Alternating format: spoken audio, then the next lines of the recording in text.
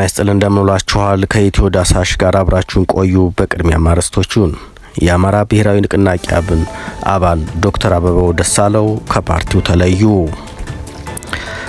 ኢትዮ ቴሌኮም የቴሌስትሪም አገልግሎት አስጀመረ። የአሜሪካው አምባሳደር ንግግር ብዙ ክርክር አስነሳ። ዜናዎችን በዝርዝር እናቀርብላችኋለን። እስከዚያው አብራችሁን ቆዩ። የአማራ ብሔራዊ ንቅናቄ አብን ፓርቲ ለወከለው ማህበረሰብ ድምጽ ባለመሆኑ ፓርቲውን ለመልቀቅ መገደዳቸውን የምክር ቤቱ አባል ዶክተር አበባው ደሳለው ገለጹ። የምክር ቤቱ አባሉ ዶክተር አበባው ደሳለው ባለፉት 5 ዓመታት ውስጥ በምክር ቤቱ የአማራ ብሔራዊ ንቅናቄ አብን ተወካይ በሚል በስም ሲጠሩ ቢቆዩም ነገር ግን በወከሉት የፓርቲ ኃላፊነት ላይ ለመቆየት የወሰኑት በፓርቲው እምነት እንደሌላቸው ነገር ግን የህዝብን ኃላፊነት ላለመርሳት ነው ብለዋል።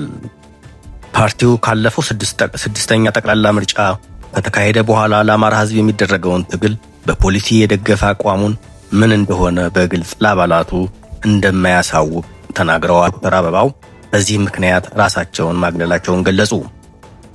አማራጭ ፓርቲ በመቀየር የኢትዮጵያ ህዝባዊ አብዮታዊ ፓርቲ ኢሃፓ በመወከል በቀጣይ በግላቸው በሰባተኛው ጠቅላላ ምርጫ ለመወዳደር ዝግጅት እያደረጉ መሆኑን ተናግረዋል። የአማራ ህዝብ በግጭት ምክንያት ሲፈናቀል ማንነቱን መሰረት ያደረገ ጥቃት ሲደርስበት ዝምታውን በመምረጡ ከፓርቲው በፈቃደኝነት ራሳቸውን መግለላቸውን ተናግረዋል። የትኛውም ፓርቲ የወከለውን ህዝብ ጥያቄ ይዞ ፖለቲካዊም ሆነ ግል ማድረግ እንዳለበት የተናገሩት ዶክተር አበባው በጊዜያዊ ጥቅም ተታሎ የህዝብን ኃላፊነት ወደ ጎን ማለት ተገቢ አይደለም ብለዋል። አክለውም እንደ ሀገር የሚነሱ የህዝብ ጥያቄዎችን የሚመለሱት በተናጠል ታግሎ ሳይሆን በጋራ በመቆም ነው ሲሉ ተናግረዋል።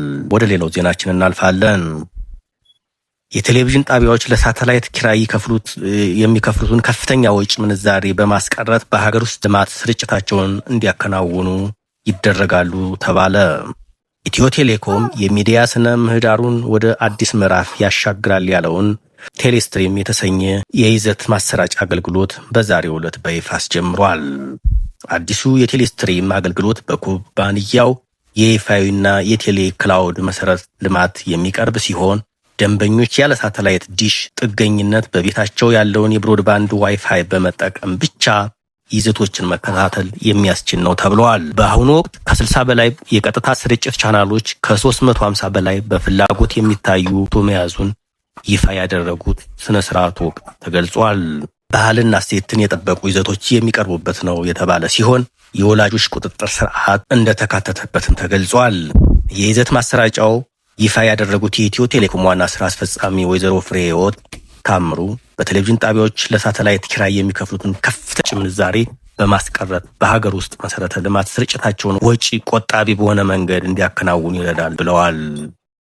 ደንበኞች የቴሌስትሪም አገልግሎት የሚያገኙበትን ኮንቨርተር ዲቫይስ በኢትዮ ቴሌኮም የሽያጭ ማዕከላት ወይም በዘመን ገበያ መገበያያ በኩል ማዘዝ እንደሚችሉ ተናግረዋል።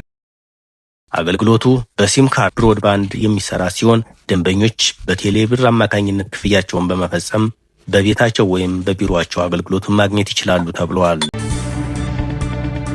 ወደ ቀጣይ ዜና እናልፋለን። ንብረታችንን ትተን ለመውጣት ተገደናል ሲሉ የመቀሌ ነዋሪዎች ተናገሩ።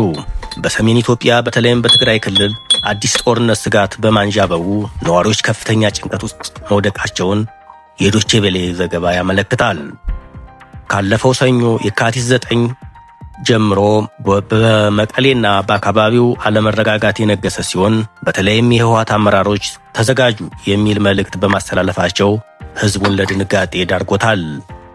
ይህን ተከትሎ በርካታ ነዋሪዎች በተለይም ወጣቶችና አቅም የሌላቸው የማህበረሰቡ ክፍሎች ግጭት ይከሰታል በሚል አካባቢያቸውን ለቀው ወደ አዲስ አበባና ሌሎች ክፍሎች እየወጡ ይገኛሉ።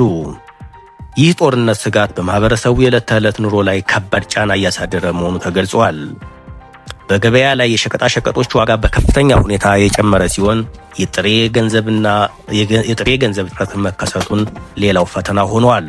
ወደ አዲስ አበባ የሚጓዙ የየብስና የአየር ትራንስፖርት አማራጮች ላይ ከፍተኛ መጨናነቅ የታየ ሲሆን ነዋሪዎቻቸውንና ንብረታቸውን ትተው ለመውጣት እየተገደዱ ነው። ሁኔታው ካለፈው የሰሜኑ ጦርነት አስከፊ ትውስታ ጋር ተዳምሮ በህዝቡ ዘንድ ከፍተኛ የስነ ልቦና ስብራት እየፈጠረ ይገኛል።